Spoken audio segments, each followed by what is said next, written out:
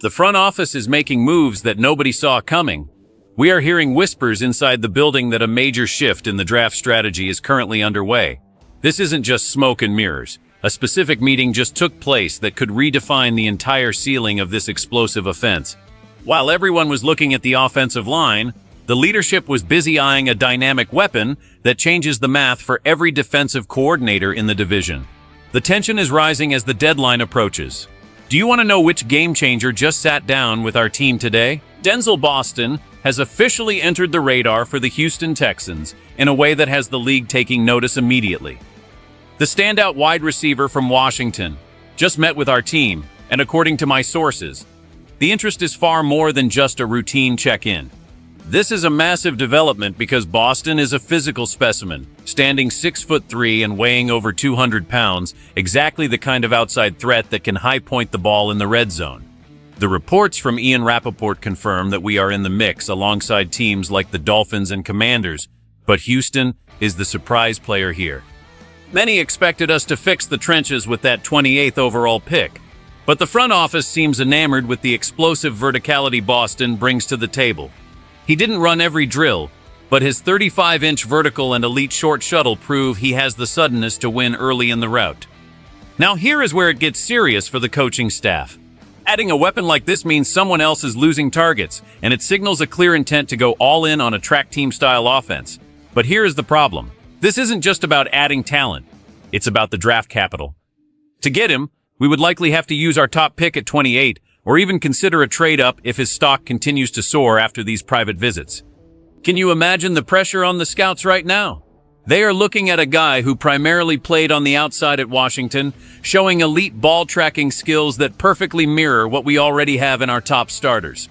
The logic says build the line, but the heart of this coaching staff wants more fireworks. But wait, because there is a massive ripple effect that this interest creates for the face of our franchise. If we pull the trigger on another first-round receiver, the entire dynamic of the locker room and the salary cap for the next 4 years shifts instantly. The front office is playing a high-stakes game of poker, and they might have just revealed their hand way too early.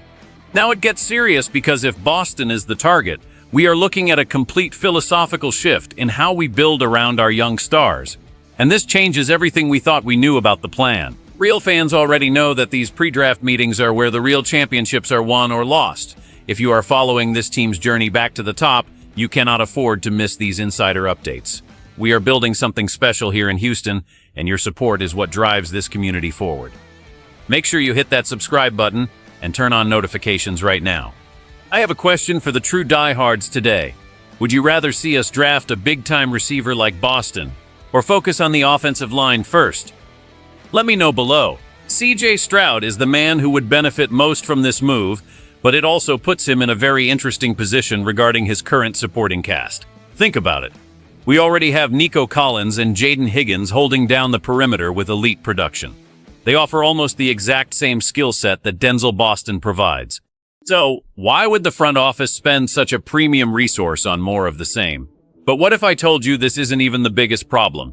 The real question is how Stroud manages a locker room where every single wideout is a primary vertical threat demanding the ball.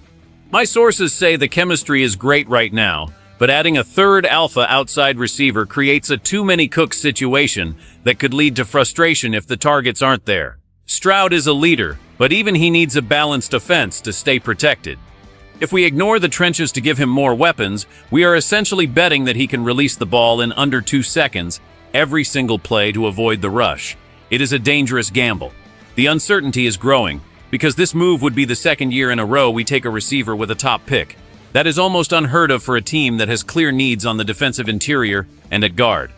Is the front office truly worried about the long-term health or contract status of our current stars? Or is this just a case of falling in love with a prospect's raw ceiling? The pressure on CJ Stroud to make this work would be immense. He would have the most expensive and talented receiving room in the AFC South, which means there are absolutely no excuses left. If the offense stalls, the blame won't go to the lack of weapons. It will fall squarely on the execution. We are seeing a high-intensity environment where every practice rep will become a battle for survival. The coaching staff is essentially creating a pressure cooker. We have to wonder if this is the spark we need, or if we are just adding fuel to a fire that's already burning bright. This situation is evolving by the hour, and the front office is keeping their cards very close to the vest as they evaluate the chemistry fit. The strategic landscape for the Texans is at a critical crossroads as we approach the 2026 draft.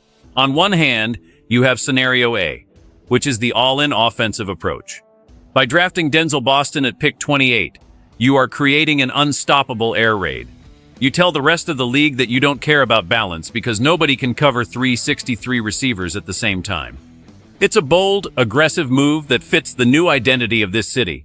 However, the consequences of Scenario B are much more traditional and perhaps safer. This involves passing on the flashy receiver to beef up the trenches, then taking a dart throw on a pass catcher in the later rounds on day 3. History shows that finding a diamond in the rough is possible, but it doesn't offer the immediate impact of a first-round talent. The conflict within the war room is real. I am hearing that there are scouts who believe the offensive line is one injury away from disaster, and using a first-rounder on a luxury position like receiver is negligence. But the other side of the room argues that in today's NFL, you can never have enough explosive playmakers. The urgency is sky-high, because the Dolphins and Commanders are also lurking, and if they see us moving up, they might jump ahead to snatch Boston away. This isn't just about who we want. It's about denying our rivals a blue-chip talent. The draft board is a living, breathing thing, and right now, the Texans are leaning towards a decision that will define the DeMeco Ryans era. If they pick Boston and the line fails, the critics will be relentless. If they pass on him and he becomes a superstar in Miami, the what-if will haunt this franchise for a decade. There is no easy answer here, and the clock is ticking. Every visit, every private workout, and every conversation with his coaches at Washington is being dissected. The strategic context of this draft is unlike any we have seen in Houston. We are no longer rebuilding. We are reloading for a Super Bowl run, and every single pick carries the weight of a city's expectations. The decision made at 28 will be the ultimate signal of our true intentions. At the end of the day, being a Texans fan is about believing in the vision, even when it feels unconventional. We have spent years waiting for a team that plays with this kind of swagger and aggression. Whether the name called is Denzel Boston or a powerhouse offensive lineman, the message is clear. This organization is no longer content with being good enough. We are hunting for greatness.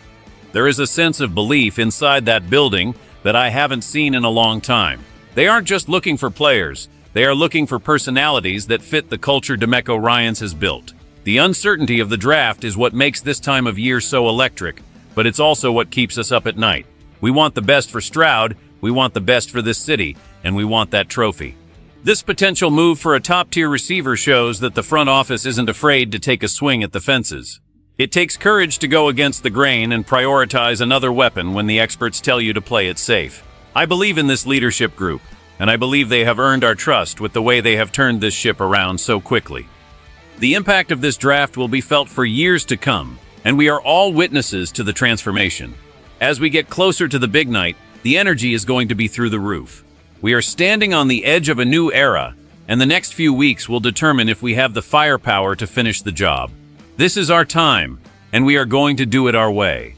I want you to take a second and really think about what this team means to you. We've been through the lean years, and now we are finally seeing the light.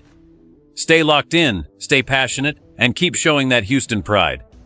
Before you go, I need to know your honest gut feeling. Do you trust Nick Caserio to make the right call at pick 28, regardless of the position? Hit the comments, and let's have a real football conversation. Don't forget to like this video if you're ready for the Texans to dominate the league next season.